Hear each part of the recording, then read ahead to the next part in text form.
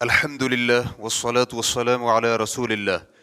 کبیرہ گناہوں کے مرتکب حضرات توبہ کے بغیر فوت ہو جائیں تو ان کا انجام کیا ہوگا؟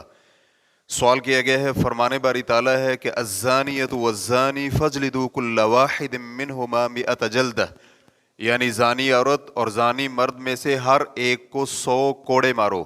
اسی طرح ایک اور جگہ پر فرمایا والذین یرمون المحصنات ثم لم یأتوا بأربعة شہداء فاجلدوہم 80 جلدہ، یعنی جو لوگ پاک دامن عورتوں پر تہمت لگائیں اور پھر 4 گواہ نہ لائیں تو انہیں 80 کوڑے لگاؤ۔ پھر ایک اور جگہ پر فرمایا والسارق والسارقۃ فاقطعوا ایدیہما جزاء بما کسبا نکالا من اللہ واللہ عزیز حکیم، یعنی چور مرد اور عورت دونوں کے ہاتھ کاٹ دو، یہ ان کی کارستانی کا بدلہ ہے اور اللہ کی طرف سے سزا ہے اور اللہ غالب اور حکمت والا ہے۔ مذکورہ جرائم کا ارتکاب کرنے والے لوگ موجود ہیں لیکن ان پر حدیں لگانے والا کوئی نہیں ہے۔ یہ لوگ توبہ کے بغیر فوت ہو جاتے ہیں تو روز قیامت اللہ رب العزت ان کے بارے میں کیا فیصلہ فرمائے گا؟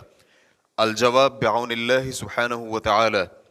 اہل سنت والجماعت کا یہ عقیدہ ہے کہ مسلمانوں میں سے جو شخص بھی زنا، چوری اور تہمت لگانے جیسے کبیرہ گناہوں میں ملوث ہوتے ہوئے فوت ہو جائے تو وہ اللہ کی مشیت کے تحت ہوگا۔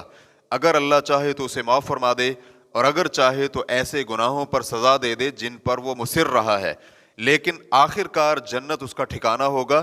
اس کی دلیل اللہ رب العزت کا یہ فرمان ہے ان اللہ لا یغفر ان یشرک بہ ویغفر ما دون ذلک لمن یشاء، یقیناً اللہ رب العزت شرک کو معاف نہیں کرے گا جبکہ شرک کے علاوہ جس کے لیے چاہے گا معاف کر دے گا۔ سورۃ النساء آیت نمبر 48۔ اسی طرح ایسی صحیح اور متواتر احادیث بھی اس بات کی دلیل ہیں جن میں توحید پرست گناہگاروں کو جہنم سے نکالنے کا ذکر ہے، جیسے کہ سیدنا عبادہ بن صامت رضی اللہ عنہ سے مروی ہے، ہم نبی علیہ الصلوۃ والسلام کے پاس تھے تو آپ نے فرمایا کیا تم میری اس بات پر بیعت کرتے ہو کہ اللہ کے ساتھ کسی کو شریک نہیں ٹھہراؤ گے، نہ زنا کرو گے اور نہ ہی چوری کرو گے؟ تم میں سے جو اس بیعت کو پورا کرے گا اس کا اجر اللہ کے ذمے ہے، اور جو شخص ان گناہوں کا مرتکب ہو گیا اور پھر اسے سزا بھی مل گئی تو یہ سزا اس کے گناہوں کا کفارہ ہو جائے گی۔ جس شخص سے مذکورہ کوئی گناہ سرزد ہو جائے اور اس پر اللہ رب العزت پردہ ڈال دے تو اس کا معاملہ اللہ کے پاس ہے، اگر چاہے تو عذاب دے اور اگر چاہے تو معاف کر دے۔ الشیخ عبدالعزیز بن عبداللہ بن باز، الشیخ عبدالرزاق العفیفی، الشیخ عبداللہ غدیان، الشیخ عبداللہ بن قعود۔